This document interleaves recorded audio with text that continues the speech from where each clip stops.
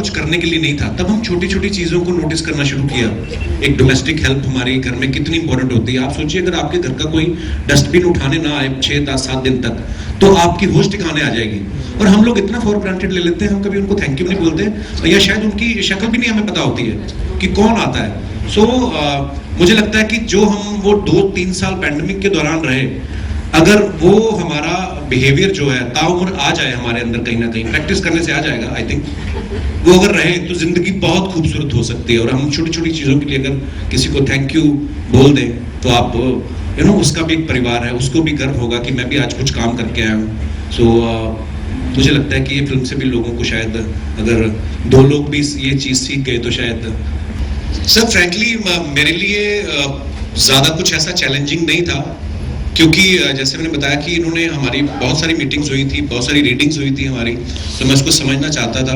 और जब first day मैं सेट पे गया और मैंने वो कॉस्ट्यूम पहना, अपने आप कैरेक्टर में आते हो, तो उस एम्बियंस में जाते हो जिस घर में हम लोग शूट करने वाले थे, रियल लोकेशंस के ऊपर, तो वो चीज़ें आपको सपोर्ट करती हैं, वो आपको उस कैरेक्टर में आने के लिए।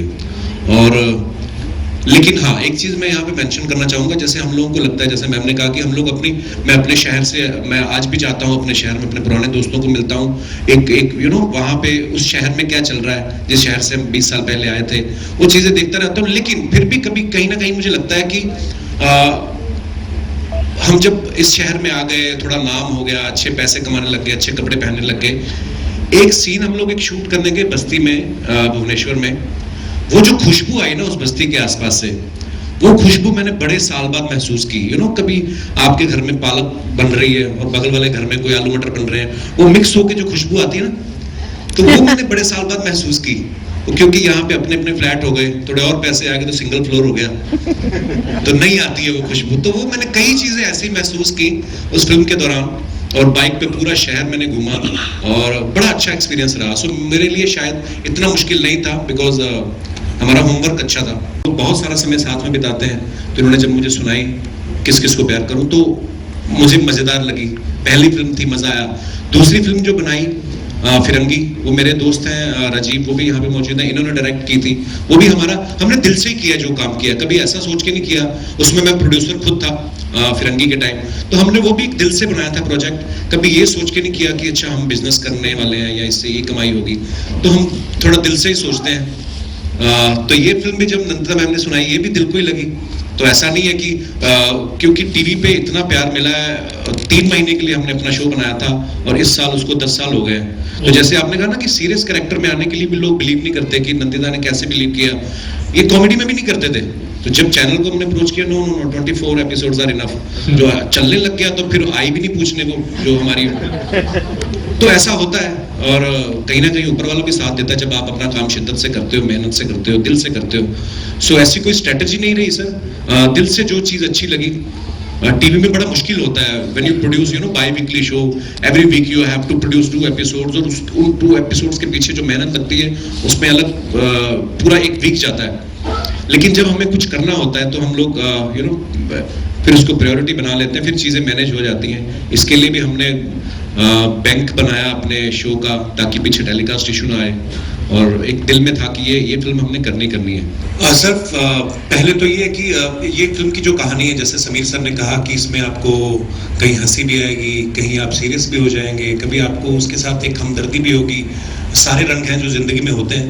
और बाकी इसमें मैसेज ये है कि शायद हम सबकी जिंदगी में जितने भी लोग यहाँ पे मौजूद हैं, ऐसा नहीं कि सबकी लाइफ बड़ी स्मूथ चल रही है, कहीं ना कहीं कुछ ना कुछ अपने अपने लेवल पे सबकी जिंदगी में कुछ हर्डल्स आते हैं, कुछ प्रॉब्लम्स आते हैं। लेकिन उसको लेके बैठ जाना और उसी को लेके रोते रहना, ये भी जिंदगी नहीं है। सो आगे बढ़ते जाइए, अपना काम करते जाइए। कुछ चीज़ें जो आपके कंट्रोल में नहीं है, सो उसका आप कुछ कर नहीं सकते हो। सो आप अपना काम करते जाइए शिद्दत से, कहीं ना कहीं भगवान को अपना काम करने दीजिए। तो ये इस फिल्म में आपको देख के सारे रंग जो हैं देखने को मिलेंगे। और दूसरा सर मैं भूल गया, आपकी अपनी एक कहानी है इसमें। You have your own journey. You're not just playing his wife. There is much more to it. Right. So what was the character like? क्या लेस थी जिसमें घुसना पड़ा, and are you out of it, or just like the gentleman here said, he's still into it? I think हमें हर character में कहीं एक कोई चीज़ मिल जाती है जो आप अपनी पर्सनालिटी या अपनी किसी चीज़ से जोड़ सकते हो। तो प्रतिमा की तरह आई थिंक प्रतिमा बहुत होपफुल है एज अ पर्सन, बहुत ऑप्टिमिस्टिक है, और वो मैं बचपन से ही ऐसी हूँ। मुझे हर चीज़ में सिल्वर लाइनिंग दिखती है, मैं हर चीज़ में एक उम्मीद के साथ जीती हूँ, एंड उम्मीद यही रहती है कि लोग अच्छे होंगे, चीज़ें अच्छी होंगी। तो उसका जो जर्नी है वो उस उम्मीद के बलबूते पे ही चलता है, और उसके लिए वो जर्नी हल्की सी आसान हो जाती है क्योंकि उसमें एक उम्मीद है, वो एक हंसी है। और आई थिंक वही वो चाहती है, वो देखती है किस तरह से मानस स्ट्रगल कर रहे हैं, उनके लिए वो एक बर्डन बन रहा है अपनी फैमिली को सपोर्ट करना। एक उनकी जो निजी ज़िंदगी बदल गई, एक फैक्ट्री में मैनेजर थे, अब वो एक कुछ और काम कर रहे हैं, लेकिन वो चाहती है कि वो उसको आसान करे उस जिंदगी को। And the other thing that I loved is कि रिलेशनशिप जो उनकी है वो एक्चुअल पार्टनरशिप की है, उनमें प्यार भी है, दोस्ती भी है, एक उतार चढ़ाव जो रेगुलर होते हैं वो एक सिचुएशन में वो भी है। So it was just a very beautiful character. और हाँ, वो ऑप्टिमिज्म शायद मुझ में भी है, वो एक हर चीज़ को एक होपफुल नज़रिए से देखने का। हाँ एक्चुअली पर मैं नंदिता मैम का हमेशा फैन रहा हूँ एज एन एक्टर जब ये काम करती थी, और फिर जब इन्होंने फिल्में डायरेक्ट की, दोनों फिल्में मैंने देखी हैं, फिराक और मंटो। उन फिल्मों को देखने के बाद तो मैंने लाइफ में जब पहले भी नहीं सोचा था, और वो 2 फिल्मों को देखने के बाद तो मैंने कभी ख्याल भी नहीं आया कि ऐसे सीरियस सिनेमा बनाती हैं ये। हालांकि खुद पर्सनल लेवल पे बहुत फनी भी है, और हमने बड़ी मस्ती भी की है इस फिल्म को शूट करते हुए। But thank you Nandita ma'am and thank you Sameer sir for took me so seriously. और हमने एक छोटी सी कोशिश की है, एक अपने देश की, अपने लोगों की एक कहानी कहने की कोशिश की है। जैसे नंदिता मैम ने कहा कि हमारे जितनी भी फिल्में बनती हैं, कहीं ना कहीं हमारी हिंदुस्तान की जो अपनी स्टोरीज होती हैं कहीं ना कहीं मिसिंग हो जाती हैं। बनती हैं, ऐसा नहीं कि नहीं बनती, पर ये जब आप देखेंगे फिल्म तो आई थिंक हर कोई रिलेट कर पाएगा। ज़रूरी नहीं कि वो फूड डिलीवरी राइडर ही हो, बहुत सारे ऐसे लोग हैं जो अपनी शायद कहीं ना कहीं नौकरी खो देते हैं या ऐसा काम कर रहे हैं जो शायद वो मन से नहीं करना चाहते, वो कुछ और करना चाहते हैं। तो जब आप पूरी फिल्म देखेंगे फिर आपको पता चलेगा अपनी पॉकेट मनी के लिए। तो मुझे जब हम लोग कनाडा में हम लोग टोरंटो फिल्म फेस्टिवल के लिए गए, तो तब मुझे बातों बातों मैंने नंदिता मैम से शेयर किया। मैंने कहा मैम मैं ना एक बार कोक कंपनी जो कोका कोला, उसमें एज ए हेल्पर काम करता था, तो उसमें इस तरह की स्ट्रगल नहीं होती थी उस समय। ऑफ कोर्स एप्स वगैरह नहीं होती थी, और एक सेल्समैन होते थे जो उसी ट्रक को चलाते भी थे, और उसके साथ एक हेल्पर होता था। तो क्योंकि उसकी डिमांड बहुत थी, नई एक रेवोल्यूशन आया था उस समय 90s में, तो हमें वो प्रॉब्लम्स तो नहीं कभी फेस करनी पड़ी। हाँ, मेहनत होती थी ऑफ कोर्स, लेकिन जब ये फिल्म की मैंने स्क्रिप्ट पढ़ी और फिर नंदिता मैम ने इतनी रिसर्च के साथ बताया कि ये किस तरीके से ये लोग अपना काम करते हैं, इनको कितना एक पर डिलीवरी पैसा मिलता है और कितना मुश्किल है इनके लिए। सो कहीं ना कहीं वो जिंदगी मैंने बड़ी करीब से देखी हुई है अपने शहर में। ठीक है, समय के हिसाब से थोड़ी थोड़ी चीज़ें बदलती रहती हैं, पर मेरे लिए शायद इतना मुश्किल नहीं था। और दूसरी बात यह है कि जब आपका कैप्टन, आपके डायरेक्टर ये खुद अच्छी एक्टर है, तो चाह के भी आप ओवर एक्टिंग नहीं कर सकते हो, ये पकड़ लेते हैं उसी समय। सो मुझे बड़ी हेल्प मिली, और स्पेशली मेरी को स्टार शाहाना, ये 2 लोग ऐसे थे मेरे आसपास कि आपको प्रोटेक्ट करके रखते हैं एज एन एक्टर भी, और बड़ी सारी चीज़ें। So thank you ma'am, once again thank you Shahana. की बैठी हुई थी, जर्नलिस्ट भी थी वो, and she suddenly started crying. तो मेरी वाइफ ने बोला वो देखो लड़की रो रही है, तो मुझे लगा यार इसको मेरी परफॉर्मेंस तो नहीं खराब लगी कि ये क्यों रो रही है। तो फिर जब हम लोग एक उनके साथ कॉन्वर्सेशन करना शुरू किया, तो उस कंट्री को देख के लगता था कि यार इनका इंफ्रास्ट्रक्चर इतना अच्छा है, सड़कें इतनी साफ है, सब कुछ मतलब सब कुछ अच्छा वाला। आउटस्कर्ट्स में हम लोग को जाने का मौका नहीं मिला, लेकिन उन्होंने बोला कि सर हमारी कंट्री में भी ऐसा हुआ है, ऑब्वियसली ग्लोबली ऐसा हुआ, बहुत सारे लोगों की जॉब्स गई। सो इमोशन कहीं ना कहीं एक फैमिली, एक इमोशंस हर जगह यूनिवर्सली सेम ही है। सो अगर वो लोग कनेक्ट कर सकते हैं, जो उनको तो पता ही नहीं था कि मैं कॉमेडियन हूँ या कौन, उन्होंने पहली बार मुझे देखा। सो जो लोग हमें जानते हैं, आई थिंक उनको भी मजा आएगा। इसमें मैं थोड़ा सा जोड़ सकती हूँ एक छोटी सी बात।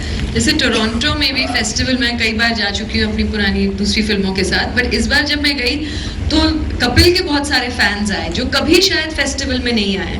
तो मैं भी सोच रही थी, पहली हमारी स्क्रीनिंग थी, मुझे लगा कि अच्छा इनका क्या रिएक्शन होगा, इन्होंने तो इस तरह की फिल्में ही शायद नहीं देखी है। वो क्या डिसअपॉइंट, जो आपने बताया कि डिसअपॉइंट हो गए, और उनके जब उन्होंने सवाल करने शुरू किए या उनसे जब बात हुई आखिर में, वो बहुत ही इनफैक्ट खुश थे। उन्होंने कहा कि उस रूप में तो हमने उनको देखा है, एक नए रूप में देखने की जो हमारी एक क्यूरियोसिटी थी, तो डिसअपॉइंटमेंट का एक्चुअली उल्टा हुआ कि उन्होंने एक अलग रेंज में देखा। तो हम लोग कई बार ये सोचते हैं कि हमें ऐसा है तो हम वही देखते जाएं, पर अगर हम, जैसे मैंने पहले भी कहा, खुले दिमाग से देखें तो आपको एक नए अवतार में दिखेंगे ये, जो शायद पहले आपने कभी नहीं देखा। जैसे मैंने जब शादी की ना तो मुझे भी डर लगा था, मैंने आज तक कभी शादी नहीं की, करनी चाहिए या नहीं। अच्छा होता है कभी कभी कुछ नया करना। आपके पहले क्वेश्चन पे मैं आता हूँ कि नंदिता मैम ने जब इस फिल्म के लिए मुझे अप्रोच किया तो आई थिंक कोई हमारा क्योंकि मैं इनके काम का फैन रहा हूँ, यू नो, जैसे मैंने अभी बताया, तो 50% तो मैं वैसे ही अंदर से मान चुका था कि ये जो भी लाएंगे, बिकॉज जब आप किसी को बड़ा एडमायर करते हैं, जब आप किसी के काम को बहुत पसंद करते हैं, तो एक भरोसा होता है कि ये जो भी करेंगी, क्योंकि बहुत लिमिटेड करती हैं, ऐसा नहीं कि हर साल 2 फिल्में बनाती हैं, ये अपने प्रोजेक्ट को पूरा टाइम देती हैं। और कहीं ना कहीं मुझे ये था कि अगर ये ऐसा सोच रही हैं तो कुछ अच्छा ही सोचा होगा। फिर जब हमारी मुलाकात हुई, जब इन्होंने ये कहानी शेयर की, सो मुझे ये लगा कि शायद मेरे लिए लाइफ टाइम अपॉर्चुनिटी है, क्योंकि जैसे अभी हम लोग बात कर रहे थे कि कोई सीरियसली लेता नहीं है ना। मेरी बीवी ने भी शादी के 1-2 साल बाद सीरियस लिया, जब मैं बाप बन गया, उसके पहले वो भी सीरियसली नहीं लेती थी। तो जब तक हम लोग कुछ करते नहीं है, वैसा कुछ अलग ना करें, तो लोग भी आपको यू नो वो सो एक ये नंदिता मैम को और समीर सर को मैं अगेन उनको थैंक्स कहूँगा कि इन्होंने मुझ पे बिलीव किया। और नंदिता मैम के बारे में एक और बात मैं कहना चाहूँगा कि इन्होंने जब मुझे पहली बार इन्होंने मुझे कहानी सुनाई, मैंने कहा मैम व्हाई मी, मैं ही क्यों?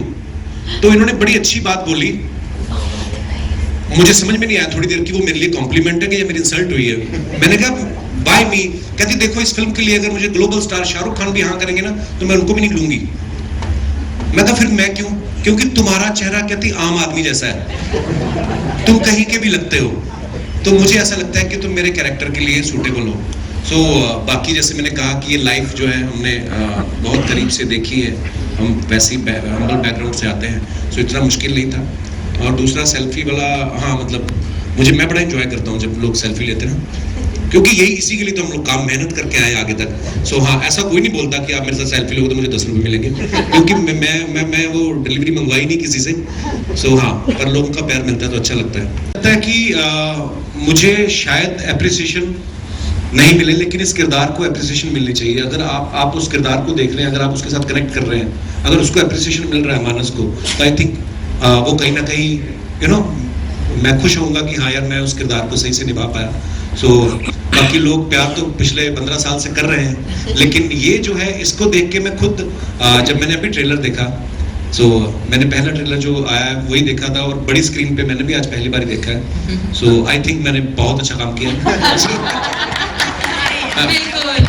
एक सेकंड, सिर्फ ये जो बार-बार थोड़ा excuse me, just one little thing, जो आप पूछ रहे हैं ना क्यों बनाई, इसका मैसेज थोड़ा भारी भरकम शब्द है, लेकिन क्यों बनाई कि बहुत सारे ऐसे जो आम लोग जिसको हम कहते हैं, जो नेमलेस फेसलेस हो गए, जो दिखाई भी नहीं देते, उनकी कहानियां नहीं दिखाई देती है पर्दे पे, उनको हम कैसे वापस पर्दे पे लाएं, उनकी कहानियां हम कैसे देखें, इसका अगर आप एक फिल्म का मेन मकसद अगर आप सोचेंगे तो ये हम सबके लिए, शायद मैं if I can take the liberty of speaking on everybody's behalf, कि ये है कि हम उनको विजिबल करना चाह रहे हैं, that let's put their story back where it should be. Friendly हूँ नहीं, मेरे फ़ोन में ज़्यादा ऐप्स हैं नहीं, तो मेरी वाइफ है, मैं वैसे घर का ही खाना खाता हूँ, शादी के बाद कभी गया नहीं बाहर, थोड़ा हेल्थ कॉन्शियस कर दिया मेरी वाइफ ने मुझे, तो मैं बहुत कम खाना खाता हूँ बाहर का, कभी कभार मन होता है तो मंगवाते। मेरी वाइफ के पास ही ऐप है। पर हाँ, एक किस्सा था, मैंने मैम को भी बताया था, हमारे घर में एक स्टाफ, हमारे अर्जुन भैया हैं, उनका बर्थडे था, तो केक मंगवाया मेरी वाइफ ने, तो वो जो केक लेके आया बंदा, वो शायद पलट गया, होता ना कभी कि उसका जो साइड थी पलट गई, तो सारी क्रीम जो डब्बे पे लग गई, तो मेरी वाइफ आई, बोलती वो वापस जा रहा है केक लाने, उसका केक पलट गया है। मैंने कहा उसको रोक, तो शायद वो अभी लिफ्ट की वेट ही कर रहा था, लिफ्ट आई नहीं थी, तो मैं गया, मैं कहा भैया हमने वैसे भी काट के खाना यार दे दो, शायद मैं इतना पहले ना सोचता। मुझे शायद ये लगता है कि ये रूटीन प्रोसेस होता है, अगर पलट गया केक तो शायद लाते होंगे, लेकिन जब ये फिल्म करी तब मुझे पता चला कि नहीं यार, ये बंदा शायद जिस कंपनी से लेके आया वो प्रोडक्ट, वो भी इसको डांटेंगे, शायद जेब से देने पड़े इसको, और हमने तो वैसे ही खाना था। तो यही मेरा एक किस्सा है। पर शायद ये फिल्म नहीं करता तो शायद मैं इतना सेंसिटिव नहीं होता, मुझे पता नहीं चलता कि ऐसा भी होता है। कौन सा गाऊं ऐसे? अच्छा ये कह रहे थे, हाँ कौन सा वाला? आपका पसंद जो गाना आपने कोई मेरे आप लिए लोगों गाया की था, खास फरमाइश होगा। आपने मेरे लिए गाया था, याद है जो शूट पे? हाय हाय, शिल्पा राव, मैं मतलब मैं ऐसे कैसे गाऊंगा? नहीं कोई नहीं, वो अभी बहुत सारे इवेंट करेंगे हम, कहीं मैं सुनाऊंगा आपको, ऐसे कुछ याद नहीं है। बाजी आपको तो समझ में आ जाएगा, आप पंजाबी हो, वो पंजाबी सॉन्ग है, बाकियों को कैसे पता कपिल चलेगा? आपने मेरे लिए गाया था, याद है? मैं आप shoot सबके पे? लिए गाता हूँ वो वाला कि कौन सा वाला? बाजी गजल प्यार का पहला थोड़ी थोड़ी मंगवा भी लो फिर, और तो बना ही रहे आप गजल का। नहीं सीरियसली गजल का आप सबके लिए एक लाइन कहना चाहूंगा कि तुम आ गए हो, नूर आ गया है, नहीं तो चरागों से लो जा रही थी। ऐसे ही याद आ गया।